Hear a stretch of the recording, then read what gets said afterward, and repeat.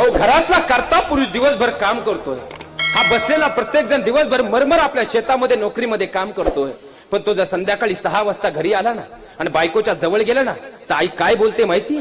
आई म्हणते 200 रुपयाला दुसऱ्याच्या बांधावर काम करून पप्या वाढवला, बायको आली बायकोच्या पदराखाली गेला. तो आईच्या जवळ जर गेला तर बायको सांगते आमचे हे चांगले आहेत पण आमचे हे मम्माच बो आहेत. तो म्हणतो बायको काही नको बो आणि आई काही नको बो. तो गावातल्या कट्ट्यावर राहतो मग 10 वाजेपर्यंत, आणि गावातला कट्टा काय साधा असतो का महाराज? निमे 90 हाणेल. घे चमच्याभर, घे चमच्याभर, घेतली चमच्याभर, आला डुलत. चूक मुलाची आहे महाराज, चूक मुलाची आहे. आपल्या घराचा स्वर्ग करायचा की नरक करायचा हे जरी आजच्या कीर्तनातून तुम्ही शिकलात ना तरी आजचं कीर्तन सफल असेल. बरं आपल्या घरात भांडणं तरी काय, जाऊ दे आता भांडणच मिटून जाऊ आपण. आपल्या घरात भांडणं तरी काय आहेत महाराज? तुमच्यावर 50 लाख रुपये कर्ज आहे, तुम्ही घाबराल? घाबराल तुम्ही? संगमनेरचे MA 17 आहे, घाबरू आपण? आपण तिकडे डोळे लावू दिल्ली क येऊ द्या माफी, कर्ज माफी, आपण घाबरणार नाही. आपल्या घरात सध्या 2च टेन्शन आहे, आता कोणीच खोटं नाही बोलायचं. 2च टेन्शन आहे, बाकी आपल्या घरात काहीच टेन्शन, काहीच टेन्शन. तुम्ही जागेवर आले ना आता, तुम्हालाही उत्सुकता वाढली बा असं काय टेन्शन आहे आपल्या घरातलं मार झाला माहिती? तुमच्या घरात 2च गोष्टींचं टेन्शन आहे, बायको तुमचं ऐकत, बायको तुमचं ऐकत, बायको तुमचं ऐकत. तुम्ही सगळे गप्पच झाले बो. अरे तरी खरं बोला, डॉक्टर पासून आणि महाराजापासून लपीत जायचं नाही महाराज. नाही तर तिकडे माणसाला वर गेल्याशिवाय राहत नाही, इकडे खोटं बोलल्यावर मोक्ष मिळाल्याशिवाय राहत नाही. बायको आपलं ऐकत आणि पोरं आपलं ऐकत, याच्यापेक्षा टेन्शन काय महाराज? तुम्ही बसल्या जागेवर प्रत्येकाने विचार करा. आता जाऊ द्या 5 मिनिटं मी तुमचे विचार करायला घेतो. याच्यापेक्षा वेगळं तुमच्या घरात या 2 गोष्टी बाजूला काढा, टेन्शन राहिलं काही?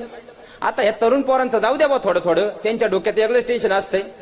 परीक्षा होत आली, चॅटिंग मध्ये बॅलन्स संपला तरी शिटिंग होईना, त्यांचं थोडं वेगळा घडीत राहतं महाराज. पण आता हे प्रापंचिक जेवढे आहेत यांनी सांगावं दुसरं काय टेन्शन आहे आपल्या घरात? बरं बायको आपला ऐकत नाही, याचा उपाय काय? उपाय काय? बरं तुम्ही 2-3 उपाय करून पाहिलेत पण फायदा झाला? उपाय काय?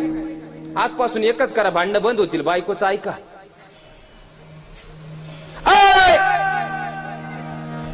आजपासून एकच गोष्ट करायची, बायकोचं ऐका. तुम्ही म्हणाल जमलं आता, 30 वर्ष ऐकतोय बायकोचं ऐकू नका. महाराज म्हणतात बायकोचं ऐका, पण महाराज कानाचे पडदे माझ्याकडे द्या. फक्त 2 मिनिटं मी शब्द जे उच्चारतोय त्यावर विचार करा. मुलगी जन्माला आली, 5व्या वर्षी वडिलांनी तिला शाळेमध्ये घातलं. मुलगी 15 वर्षाची झाली, बापानं जामिनकीचं कर्ज टाकून मुलीला शिकवलं. मुलगी शिकली, सवरली. मुलगी 20 वर्षाची झाली, बापानं तिला वर शोधायला सुरुवात केली. 21व्या वर्षी मुलीचं बापानं कर्ज काढून लग्न केलं. बापावर 5 लाख रुपये कर्ज झालं. अरे जी मुलगी 20 वर्ष आईच्या उशीवर रोज झोपत होती, एका रात्रीत परकी होऊन तुमच्या घरात आली.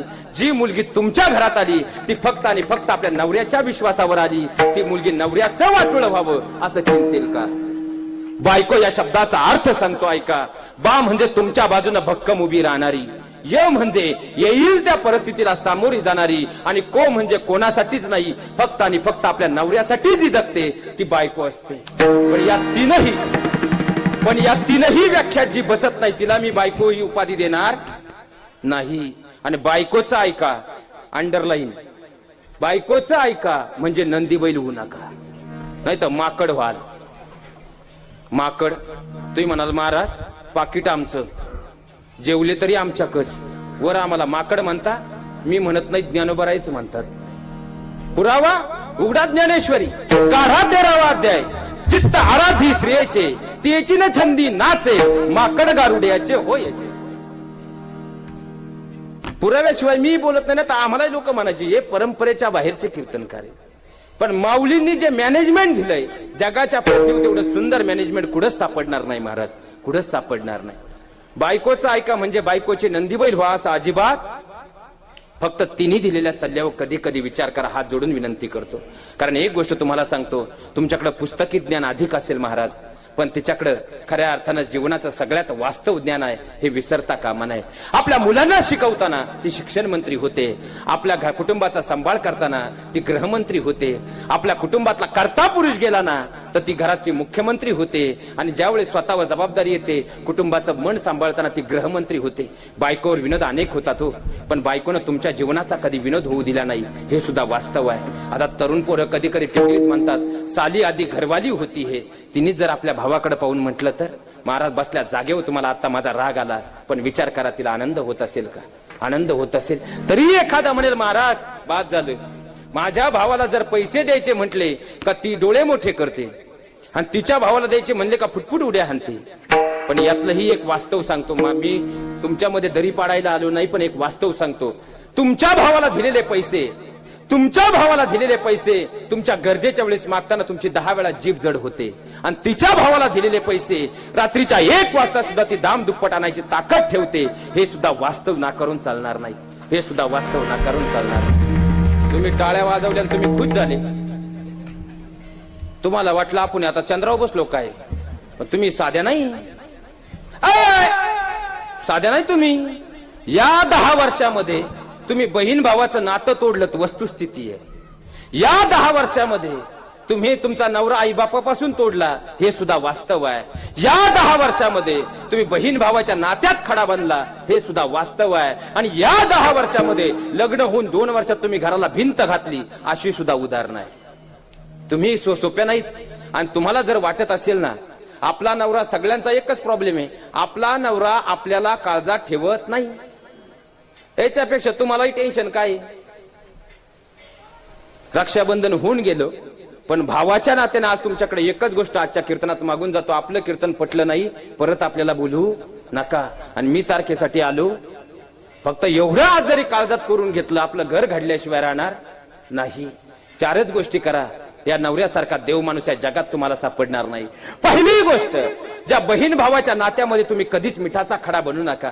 तो लहान होता ना तो कधी बोलला नाही तुमच्याशी, पण तो ज्यावेळेस लहान असताना बहिणीने त्याच्या हातामध्ये असणारं चॉकलेट दादा दादा करत त्याच्या हातामध्ये दिलं, आणि त्याने ते चॉकलेट घेतलं आणि जवळची चॉकलेट एकत्र करून बहिणीच्या हातात दिली. एवढी तो बहिणीवर प्रेम करत होता. त्याच बहीण भावाच्या नात्यात तुम्ही आज मिठाचा खडा बनलात. उद्या तुमच्या भावाच्या तुमच्या नात्यात जर वितुष्ट आलं कसं वाटेल? तेच आज त्याला वाटतंय. काळजी घ्या. दुसरा महत्वाचा मुद्दा, गावातले किती मित्र त्याचे असू द्यात, गावातले कितीही भाऊबंद तुमचे असू द्यात, पण जर वेळ पडल्या ना प्रसंगी शिव्या घालील, पण वेळेला धावून येणारा मात्र सक्का भाऊच आहे. त्या बहीण भावांच्या नात्यामध्ये कधी भिंत बनू नका.